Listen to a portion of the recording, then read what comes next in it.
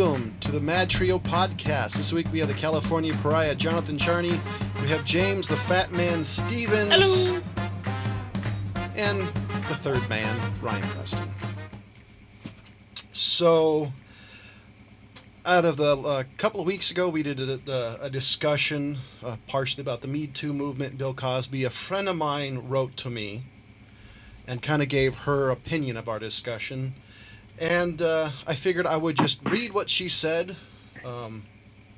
So here we go. Bill Cosby discussion. Okay, I laughed at his first meal in prison. Pudding was karma, LOL. Overall discussion about Cosby was a good discussion. Touched on disappointing that he tried to be good in the world, yet through drugging and raping women was okay. Thought that drugging and raping women was okay. It is okay to appreciate the good things he did while less being upset at the horrible things he did. Point one to Ryan. Okay, history contains a lot of violence and rape, but does that make it okay to continue? Is there a point where this movement has gone too far? Her comment was no, sorry, but no. At what point should the poor choice of his at what point should that poor choice of his affect him? Until justice is brought. As he said, the woman is affected for the rest of her life. Let's see. Due process was not a fact in the Supreme Court situation because it wasn't in a court of law. It was a fancy job interview. I would say it's the world's longest job interview. Due process is not required. Many on both sides wanted FBI investigation, but it was hindered and key witnesses ignored. That was closest thing that you would have gotten to due process. Statute of limitations. He may not be the same guy he was as 35 years ago, but he also not the greatest guy, said something to try to make it right. Okay, she's talking about Bill Cosby or Kavanaugh. This is the whole thing. She said she listened to the whole show and wrote down as she was listening to it the first thing. Okay, well, I was just wondering which one she was referring to. I assumed it was Kavanaugh because of the job interview thing. Yeah, but my apologies. I didn't. I should have actually made some notes for myself to read it. Okay. This is about Kavanaugh. Instead of pretending like he didn't happen, own up. Rape is not being used. Stupid iPad. Rape is not being used and thrown around. Women are starting to be more confident in stepping forward. Different types of sexual assault. Testosterone-fueled athletes that can't control his behavior versus sadistic, calculated thing you get from politicians and dudes with power. No. Okay. Well, they're both still sexual assaults. Let's read this and then we can comment. Because there's a lot here. I do agree that if someone is willing to stand up and admit his wrongs and that he paid his time, that he can better himself and possibly run for office. Redlist.com discussion statute of limitations memories are feasible, but trust me, you remember an assault forever. Yes, this is an old case, but she came forward because he is up for a lifetime up for a lifetime seat on the Supreme Court. Overall, I think the discussion was good, and you came off as very anti-rape and assault. This wasn't as cringy as I expected. 3 straight white dudes discussing sexual assault would be. I think some comments were out of touch, but overall your stance was pretty positive. I did leave some stuff out that if she ever comes on with us, I would rather her say than me repeating, because I just don't think it would have the same effect, to be completely honest. So, any comments before we continue on? Well, there's a lot to. Thank you for your comment, ma'am. So, if you want, I was actually laughing at when she said it was right before she mentioned it was less cringeworthy than she thought it was going to be. So, how about this? If you want, I can send you guys this.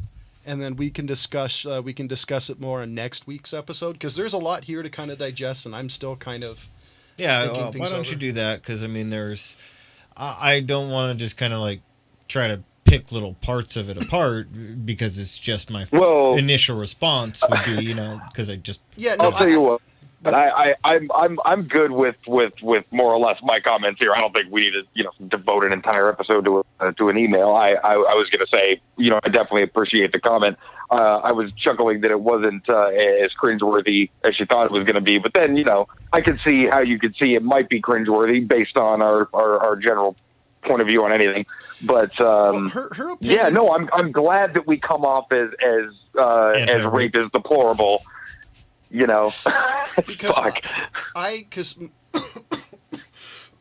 excuse me, she actually Facebook messaged me about this, and I told her we try to be in the middle. Most of the time in discussions like this, I generally try to give ideas because, to be completely honest, I'm not necessarily intelligent enough to be able to answer, especially this particular comment in any way that would come up as meaningful, because Just want to see how long it is. it's a fairly long. That's a To pretty be long thing. It looks like an essay to me. to be completely honest, Well, look, here's my thing: is I don't really feel like we're taking a hard stance that rape is wrong. It's not like we're the only ones dying on this hill.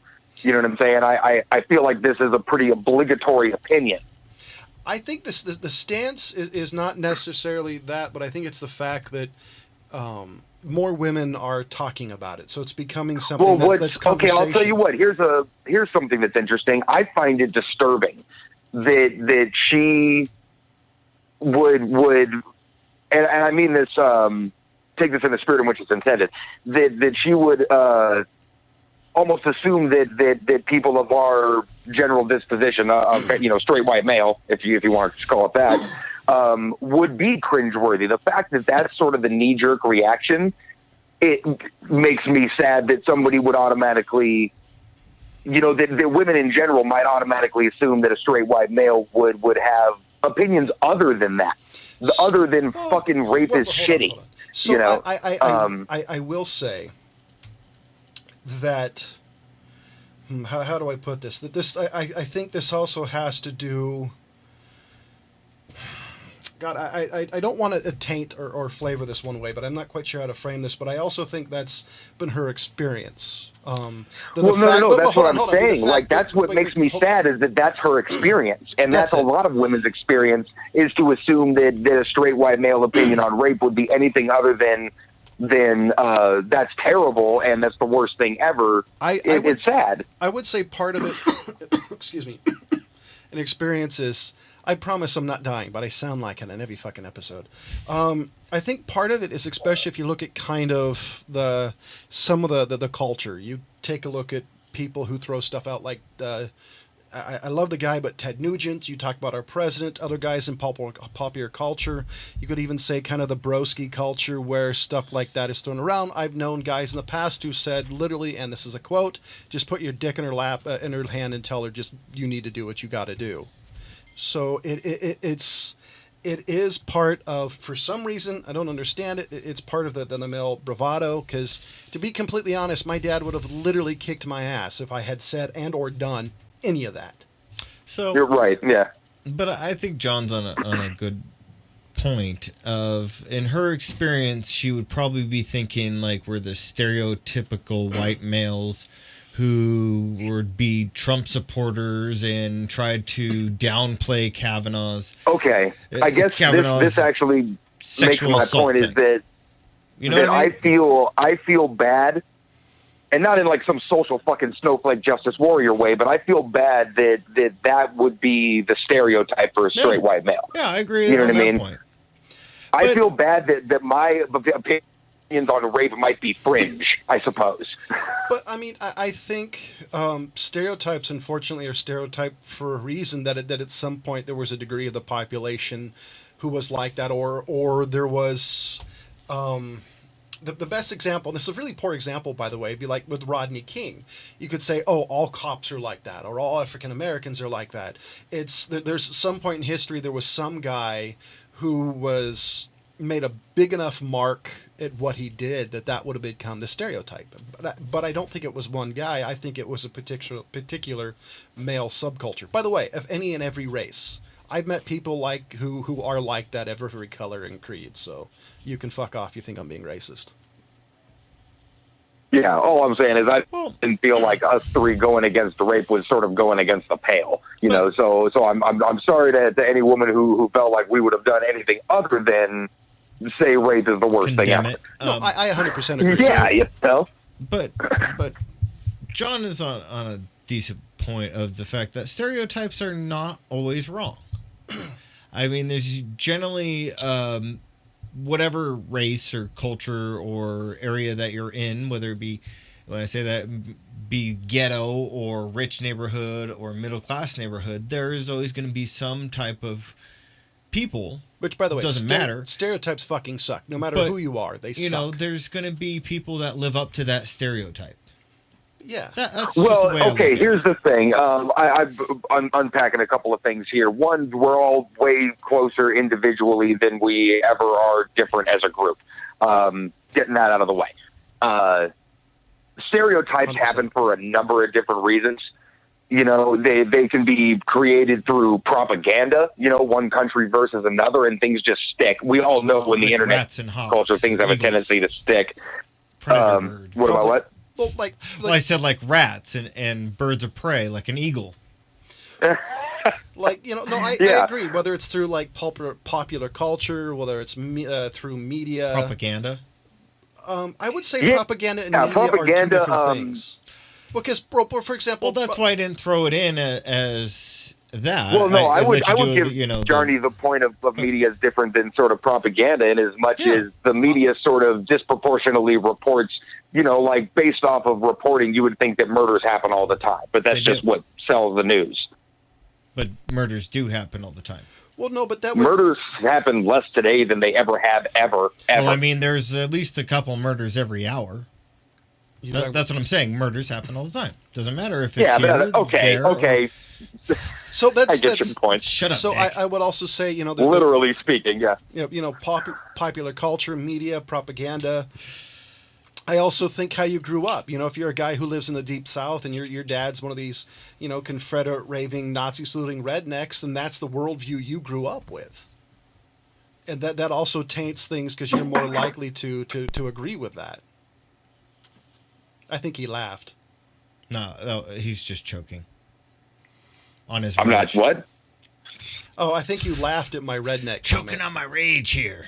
No, I was breaking up there. I was going to ask you to repeat it. Oh, I said, you know, or worldview. You know, if you grew up and your dad was one of these, you know, skinhead, you know, Confederate flag waving, Hitler saluting rednecks, then your worldview was tainted by that particular worldview. So you're automatically going to assume anybody who's not within your monoculture is. Yeah, and certain things are just straight up cultural, you know, differences, you know, being interpreted in different ways. Yeah.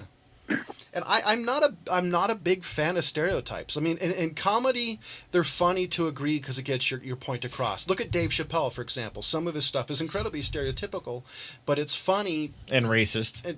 and funny Well- because it's the way he presents it.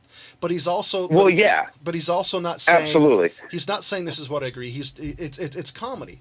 But in real life So yeah, some of the situations, things it are kind sucks. of like I agree with this, and that's why it's funny, and you sort of Yeah. know where the comic's coming from. You know, so yeah, in a comedy sense, it's all generally okay. But then there's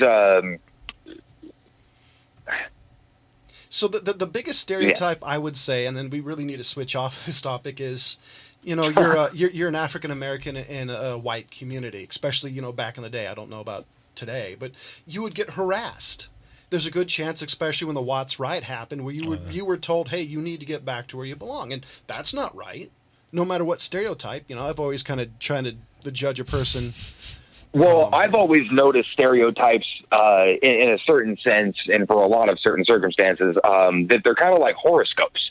You know, they're more or less sort of universal to everybody, or for a large group of different people. For example, how many different countries could you just look at them and say, "You drunk bastards"?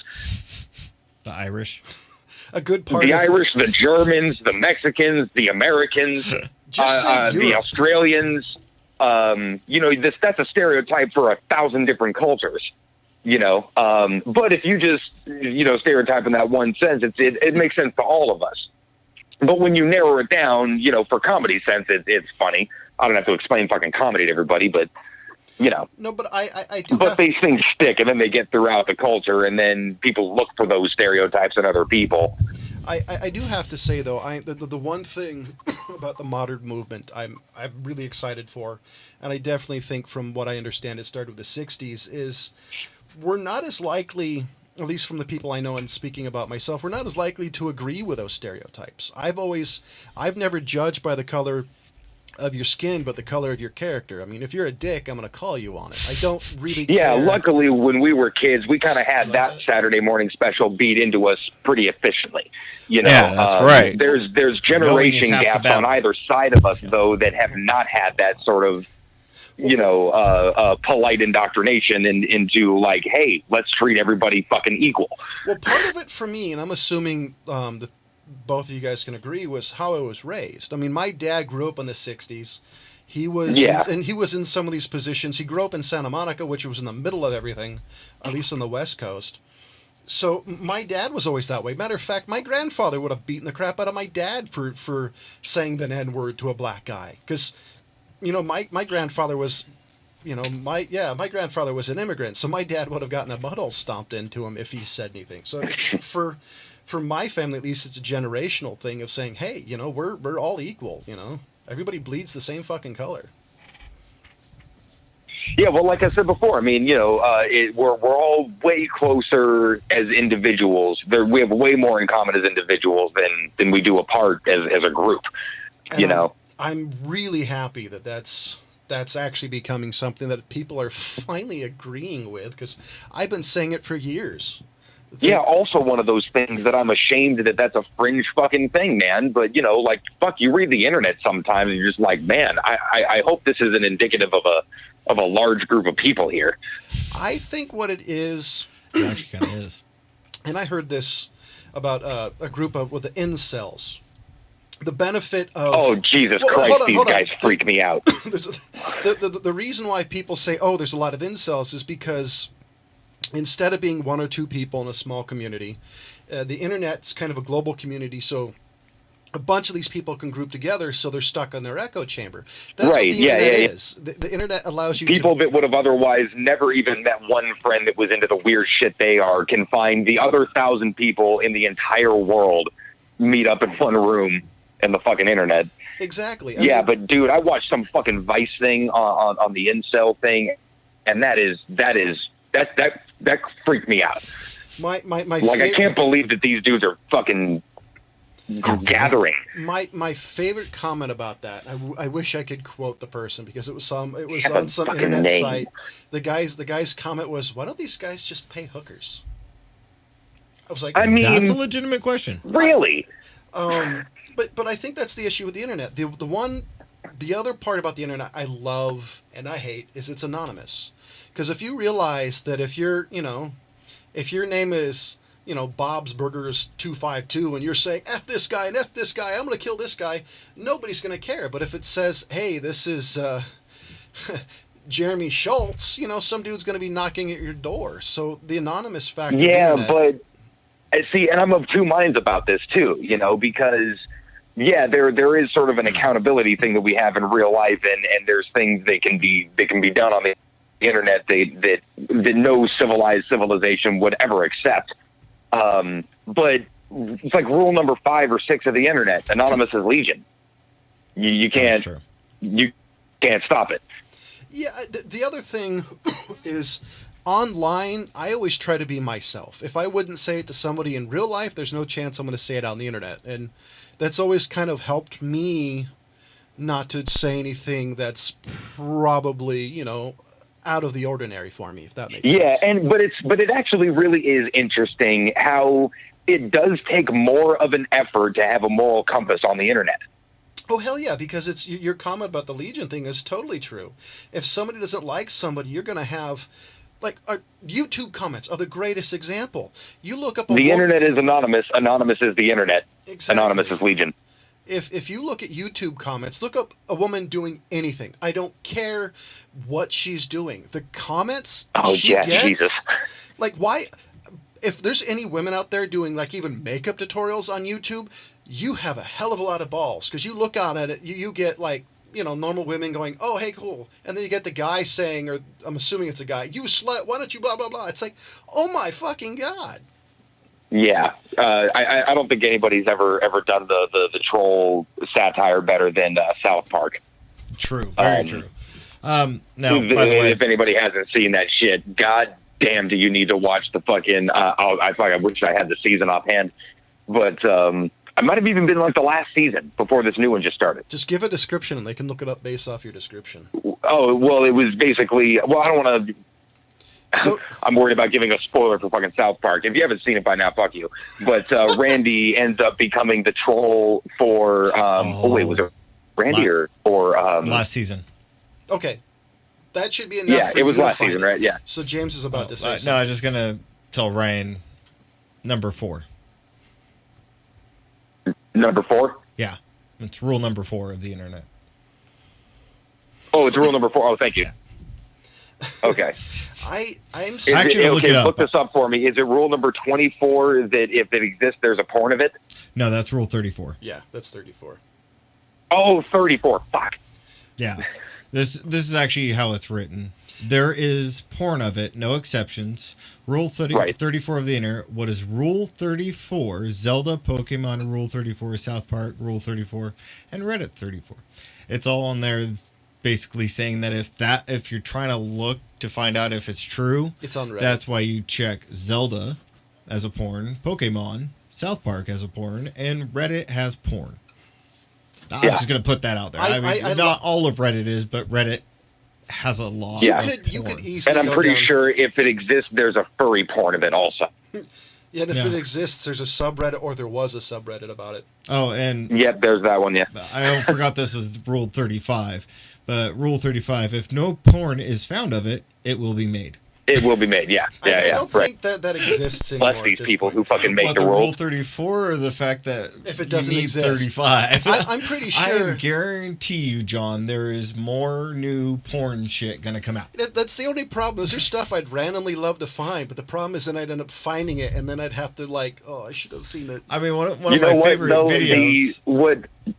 This is the shit that makes me proud of the internet. The fact that these rules exist and the fact how many of them are true. Okay, I The fact want to that see I if love Ryan knows how about many this. of them are possible. Do you know about not the World of Warcraft, but it was Warcraft back in the day, of the song that was made about them, called "The Internet is Porn." Oh, is yes. For porn. This came out in the early 2000s, and it's just a video of the World of Warcraft's characters just dancing around singing "The Internet is for porn." It's hilarious. Look it up, Ryan. If you haven't seen it, you need to. I do have Okay. I do have a question for you. James and I were talking about this a little bit ago. Was about like obscure types of movie. Like it seems like the more you're in the movies, especially like when you're Hollywood, the stranger your movies become. Whether you talk about some of the Jean-Luc Godard movies, Syriana, like stuff that normal people won't watch, but somehow it wins a bunch of awards, even though like 5 people and one guy from Nebraska actually watched. What was the Jean-Luc Godard film that we did with Jeff? Do you Wasn't guys it remember? Band Apart? Yes. Which, by the way, I liked most of it. Now, that's kind of what I brought up. That's where we started with this conversation. Is for me, the movie went to complete shit once they said, do you know how long a minute of silence is in a film? And they did fucking 20 seconds. I timed it. If you're going to do that, it better goddamn be a full fucking minute. I'm not kidding. This is not a joke. Dig him up and make him do a new film. By the way, shout out to our lost brother. I really miss you, man. I do like Jeff, but I Yeah, pointed I out don't- with Jeff. He tried to argue with me that it was a minute. And I'm like, no, dude, no. Go watch your film again. Go watch the episode of Real Flicks Reviews. At this point, I couldn't tell you the number, but it was an interesting episode. That's It was. Yeah, but- I but don't we're like talking about- when movies just blatantly to your fucking face, bold face lie to you. Like I understand. Listen, we're all agreeing that this is a magic trick that you're doing. Don't after the Movie show pictures. tell me no, I'm actually doing real magic. You know what I Yeah. mean? Like the blatant lie, wizard, like that Harry. dude. I can find out very easily that was not a minute. What the fuck? Exactly. You know That's- what? that I was my watching. point. Do you remember? that movie from the 90s, The Ghost in the Darkness? Yes. I do like that film still. I haven't seen it in a long time. I like that fucking movie, but I was Val watching Kilmer, it the right? other day. Yes, and Michael Val Douglas. Kilmer, like Michael Douglas. Yep. I was watching it the other day, and in the beginning of the movie, I'd forgotten this part was in there. It was the voiceover saying, no, it was the other guy, black dude in the movie. Lawrence Fishburne? Not Sam Jackson or Lawrence Fishburne. No. I'm pretty sure he's actually African. I said Morgan Freeman, too. John Canny. It's the guy who played Samuel. Oh, God. That's a long time since I've seen this film. Anyway, go on. Anyway, regardless, in the beginning, there's a voiceover that says, this film, everything that happens in this film is true. Even goes on to say, even the parts that seem most fantastical actually happened. Okay, so you give me that kind of a fucking disclaimer in a movie, expect me to look it up, and then I find out that, no, a lot of that stuff was sort of fabricated. Well, that's Hollywood, too, so anything Hollywood But says is a bullshit lie. okay, Hollywood went out of their way to say, like, hey, this is actually happening. I know I've lied to you in the past, but this one is actually true. Well, a couple of things is this was release date was October 11th, 1996. So I think we were a little bit gullible back then. And holy shit, this movie's budget was only $45 million. And today's films, that would be a low budget movie. Yeah. Oh yeah. Hell yeah. That'd be like a high budget indie movie. So this movie, because I actually saw I take that back. You're able to film movies a lot cheaper than you were able to back then. This one too, There's only a handful of movies that they drop $100 million on, and it's all CGI. Like I saw this movie back in the day, and it was one of these movies that you knew it going in. If it's a Hollywood movie, it's some of these are true events, and then But Ryan's got a good point. Look, I'm used to blatantly based on outright true say events. it's true, and then it's not. I would say that's storytelling, though. Even though I actually kind of agree, it's bullshit. But it gets you into the movie more. No, that was a fucking narrator disclaimer saying, "Hey, this happened." No, really, this actually happened. No, I agree, but I also think that was part of the story to try to get you into the movie more. Because let's be honest, some of this movie dragged. Even for the time it was made, there were some slow fucking. Oh yeah, no, there was a few unnecessary scenes in that, like for sure. I like the movie just because I like the story, and it is still an interesting story. The guy actually himself wrote a book like 10 years after it actually happened to him, where these lions started attacking this railroad when it was being built in Africa. Connecting two different parts. They were two male lions that actually started attacking during the day and taking out, like, I think the actual number real life was like 35, 40 people. They sort of got inflated to like 100 or 130. So but, I think the book is The Man-Eaters of, and I'm really sorry, it's Salo, yeah. and other East African Adventures by Lieutenant Colonel J.H. Patterson, D.S.O.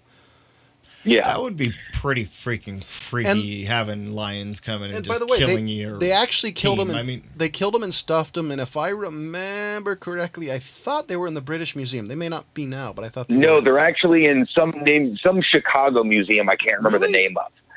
Yeah, I looked up the picture the other day. Apparently, they have no manes. They were maneless male lions.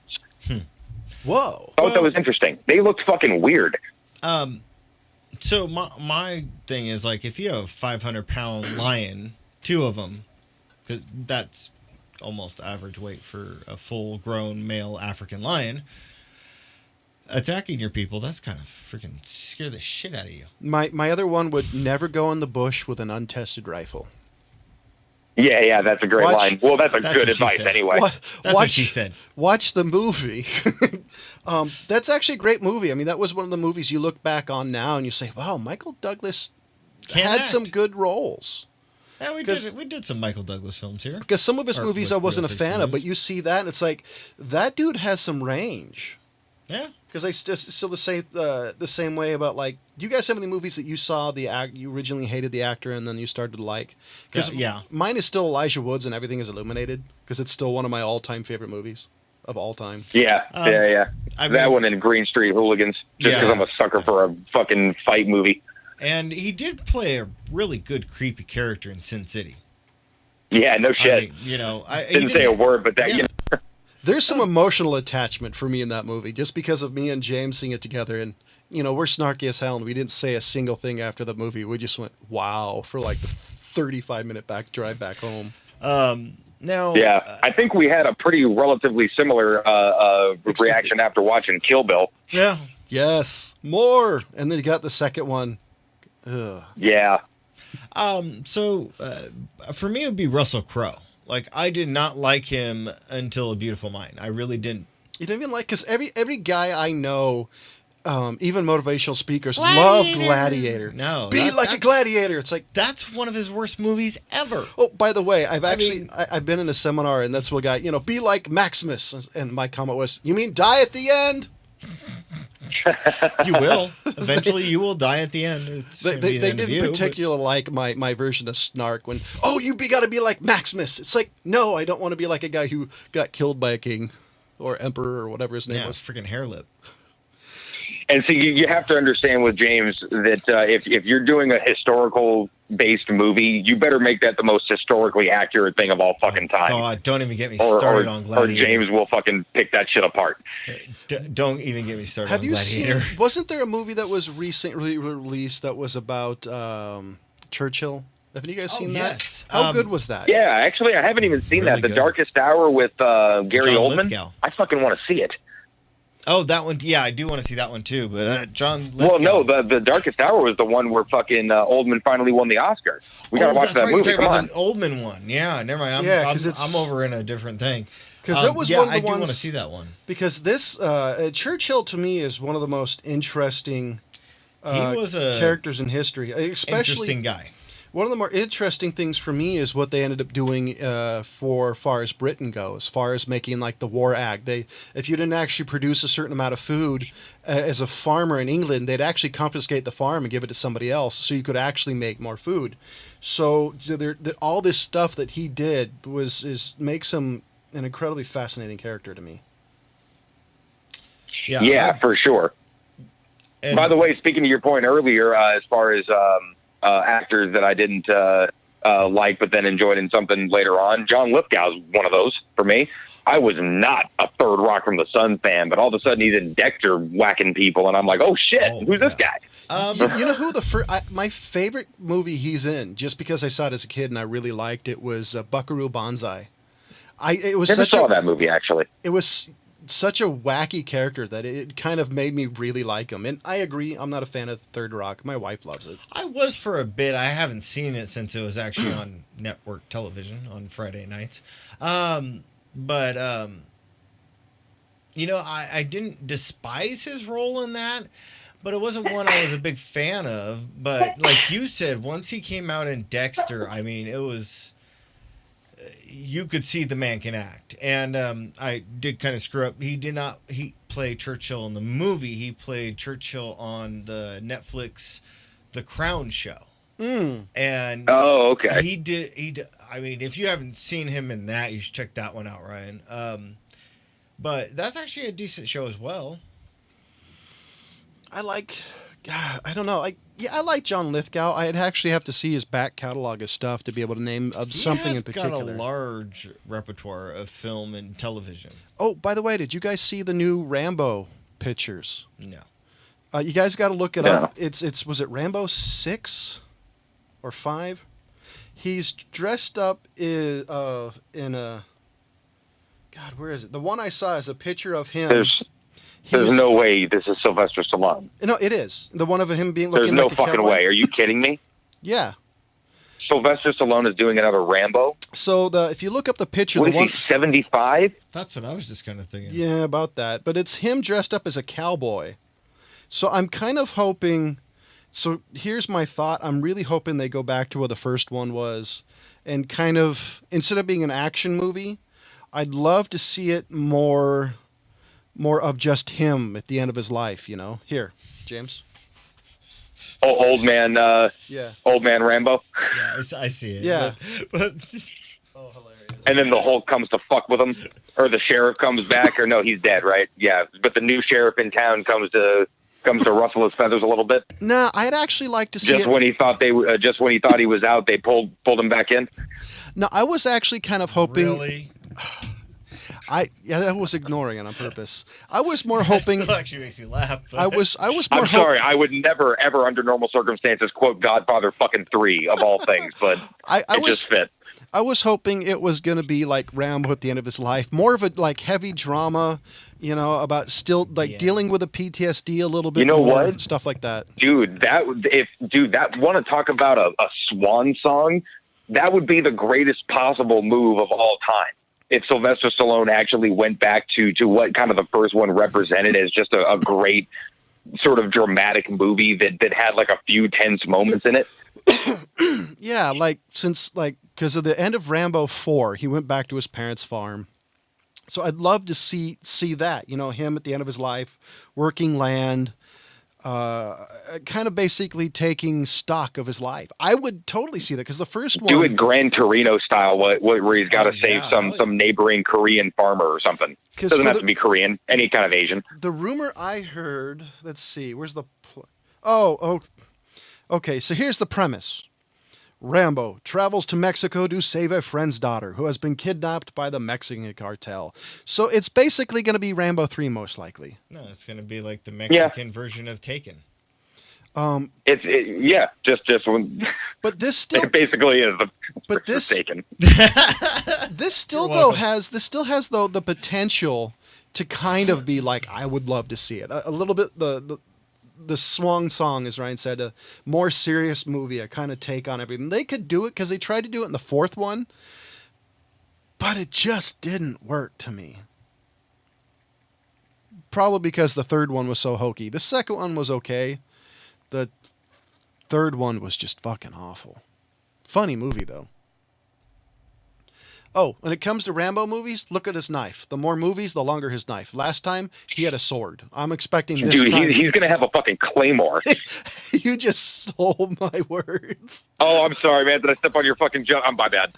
No, but it's true. Because that knife he had was that he made out of that leaf spring. That was bigger than a wakizashi, and that's a katana blade to me. Me and James used to joke about this all the time back in the day, because the next thing you know, he's got like a machete, and we're like, what the fuck is coming next? And we just started listing the largest weapons of all time. And comes in with like a Final Fantasy VII sword. He made a little bit longer of a machete. That's literally what he made. Yeah. So principal photography began on October 2nd, 2018 in Bulgaria. Okay. Wow. And November 11th, Sylvester Stallone suffers massive coronary in Bulgaria. It was previously scheduled. I'm trying to think of why Mexico's across the border. You think with this, why go to Bulgaria? Probably because they're trying to charge our film crews a shit ton just because Trump's fucking with them.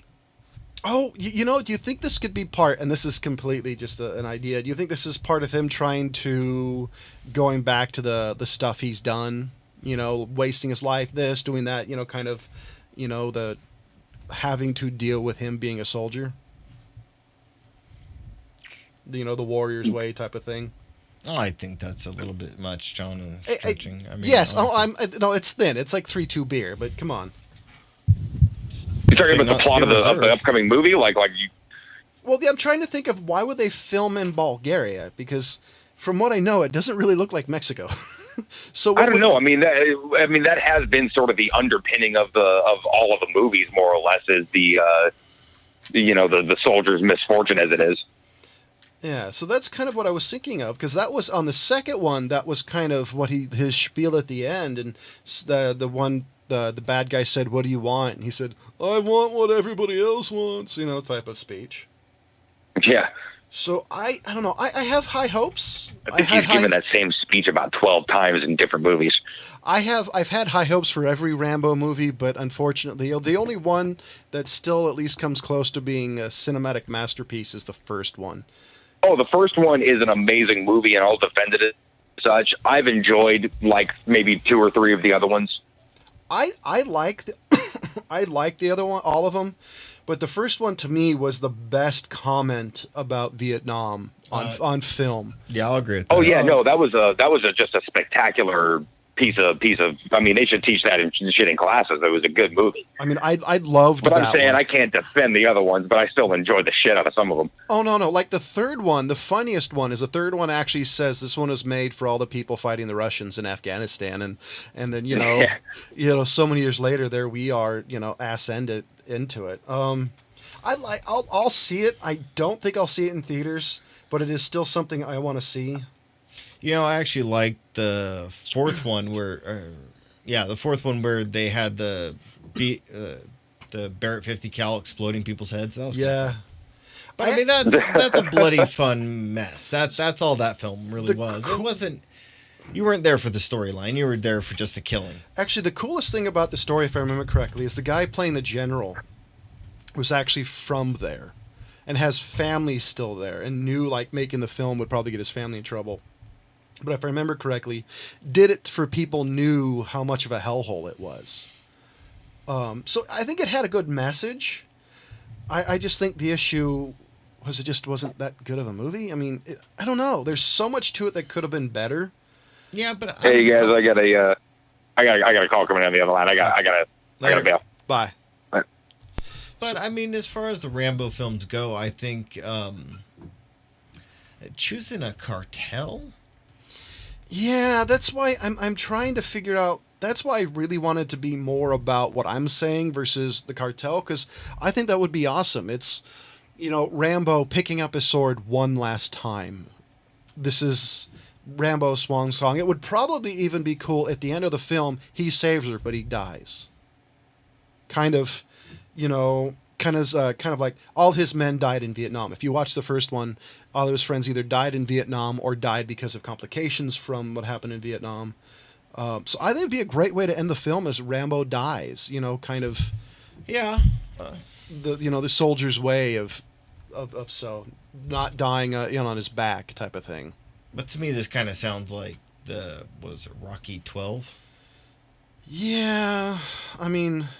Talk about that. There's the new one where his Apollo Creed's son is fighting. Oh God, what is it? It's Ivan Dolph's character. Dolph, basically, Dolph Dolph's is a trainer. So I don't know. I mean, did you see the last Apollo? I saw half of it and didn't. No, I've never had real interest in any of the Rockies. I've seen a couple of them, but the first really one wasn't my thing. I think I've seen them all. They're not my favorite. I like the first one. The one with Tommy Machine Gun I like just because it's hilarious. I think Rocky, the actual just titled Rocky, I really liked. I thought that was pretty good. Minus the fact it's unrealistic where an old arthritic fighter is going to fight a young kid. I didn't see how that would be possible. Yeah.